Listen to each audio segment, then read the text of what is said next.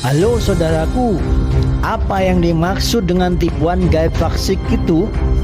Apa bermacam-macam? Apa bahayanya jika tidak mengetahuinya? Apa bisa terseret mereka terus-menerus? Apa benar jika tidak paham akan mudah ditipu mereka? Apa ada solusinya? Yuk, tonton sampai selesai agar mengerti dan tidak salah paham. Serta paling penting kita tidak rugi besar.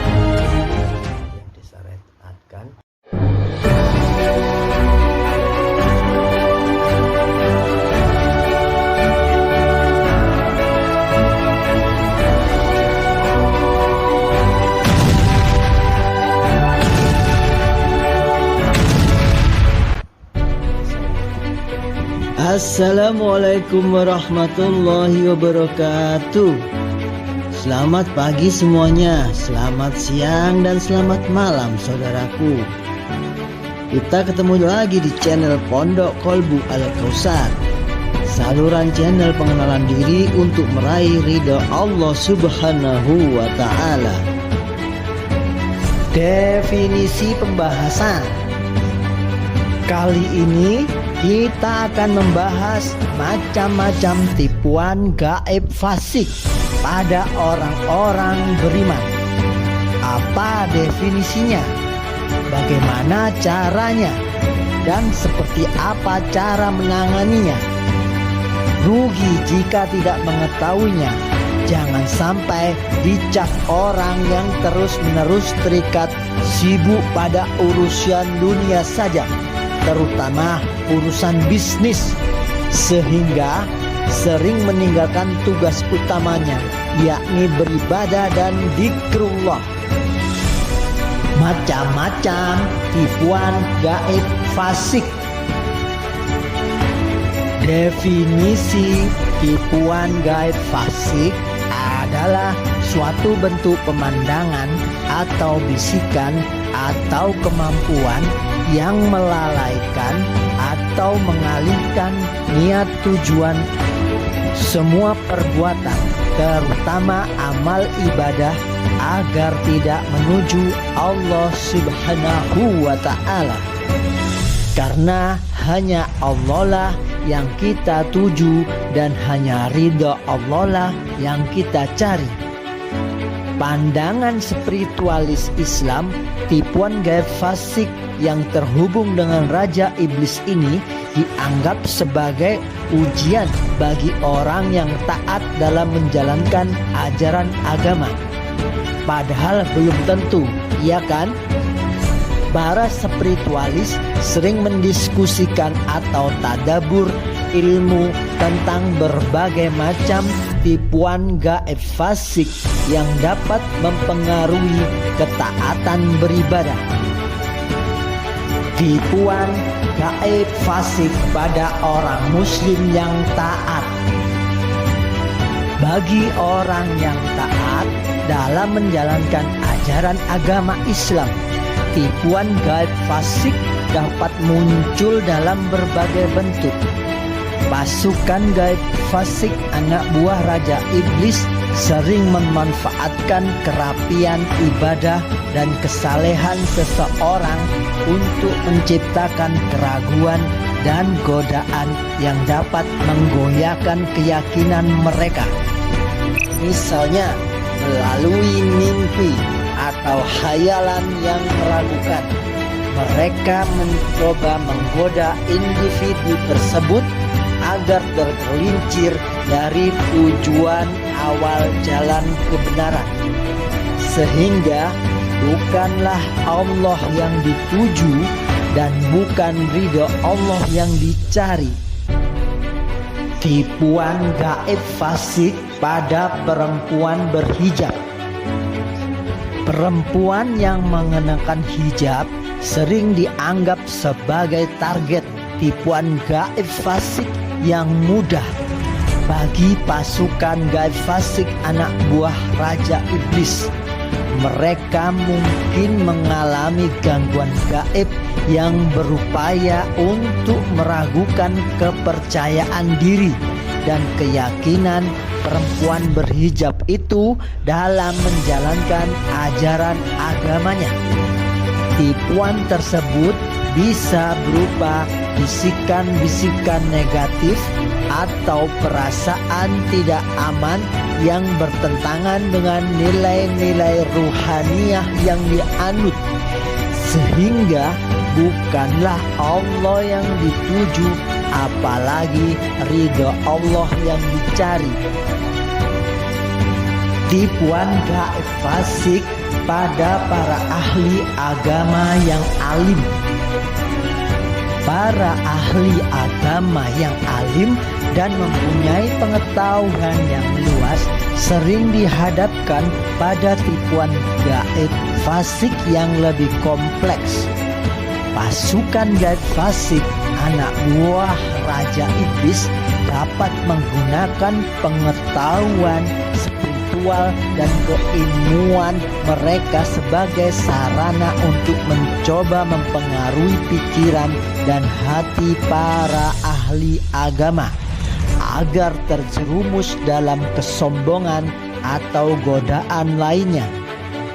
Tipuan semacam ini dapat mengancam integritas dan otoritas ruhania para ahli agama. Banyak mereka yang mendapat kepercayaan masyarakat terhadap perbuatannya, namun niat dan tata caranya banyak yang diselewengkan oleh pasukan gaib fasik, sehingga bukanlah Allah yang dituju lagi dan bukan ridho Allah yang dicari. Cara menghadapi tipuan gaib fasik. Dalam ajaran Islam, kepercayaan akan adanya tipuan gaib fasik anak buah Raja Iblis merupakan hal yang sering menjadi perhatian dalam praktek ruhania. Mereka diuntungkan karena tidak kelihatan dan berusia ribuan tahun, sehingga sangat berpengalaman. Tipuan gaib fasik ini dianggap sebagai ujian bagi umat manusia untuk menguji keteguhan iman dan kesucian hatinya. Kunci penilaian saat menjalaninya. Jika terbawa amarah, pasti itu adalah azab. Jika sabar, itu adalah ujian. Dan jika malah senang dan bahagia, itu adalah rahmat. Nah, bagaimana seharusnya kita menghadapi tipuan gaib fasik dari anak buah Raja Iblis? 1. Memperkuat iman dan takwa. Salah satu cara yang efektif dalam menghadapi tipuan gaib fasik adalah dengan memperkuat iman dan takwa. Dengan memiliki iman yang kokoh dan takwa yang tinggi, seseorang akan lebih mampu melawan godaan dan tipuan gaib fasik. Selalu mendekatkan diri kepada Allah Subhanahu wa Ta'ala melalui ibadah yang bersanad dan berzikir setiap waktu akan mendapatkan perlindungan dari Allah Subhanahu wa Ta'ala. 2. Menjaga dari perbuatan dosa. Menjaga diri dari perbuatan terlarang juga merupakan langkah penting untuk menghadapi tipuan gaib fasik.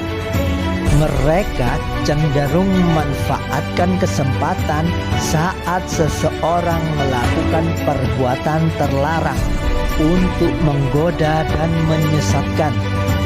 Dengan menjauhi perbuatan dosa dan selalu berada dalam naungan kebaikan, dapat mengurangi resiko menjadi korban tipuan gaib fasik.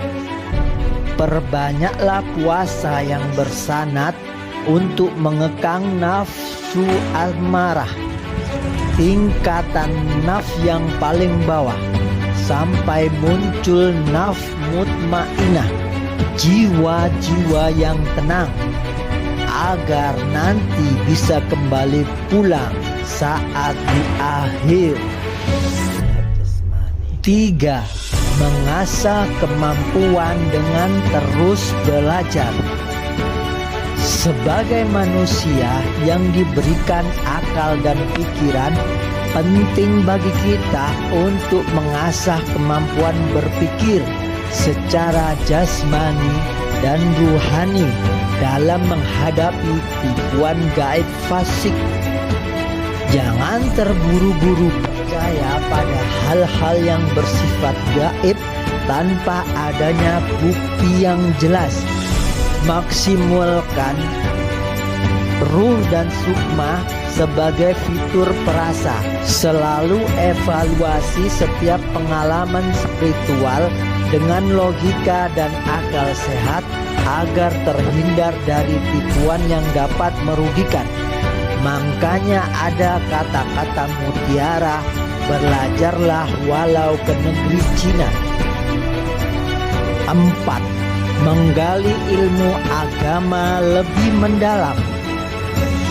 Memperdalam pengetahuan dan pemahaman terhadap ajaran agama Islam juga dapat membantu seseorang dalam menghadapi tipuan gaib fasik. Dengan memahami agama lebih dalam, ruhania akan hidup dan bangkit menyala sehingga tidak mudah tertipu.